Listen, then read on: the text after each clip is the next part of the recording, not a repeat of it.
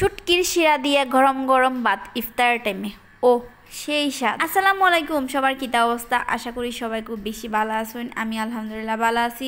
কেটায় কোন জায়গার থেকে আমার আজকের ভিডিওটা দেখতেছেন অবশ্যই কমেন্ট করে জানাইবেন। শুয়ে মেয়েরে ঘুম পাড়াইতেছিলাম, আমার ভাবতেছিলাম আজকে ইফতারিত কি বানাইমো। হঠাৎ করে মন চাইলো আজকে শুটকির শিরা দিয়ে গরম গরম ভাত খেমো ইফতারে। যেই বাবা সেই কাজ। আমার মতো কে কে আছেন ইফতারে ভাত খান? যদিও আমার এরকম অভ্যাস আসিল না, আপনার ভাইয়ের সাথে থাকতে থাকতে এরকম অভ্যাস হয়েছে, মাঝে মাঝেই ভাত খাওয়া হয়। মাছ আর হিদল দিয়া শুটকি শিরাটা মনে হয় আমরা বানিয়া সঙ্গে খাওয়া হয়, অন্য জায়গায় মনে হয় খুব একটা মানুষ খায় না। যেহেতু আমি প্রায় সময় শুটকি শিরার ব্লগ দিই, তো অনেকেই দেখি এই খাবারের সাথে একটু অপরিচিত।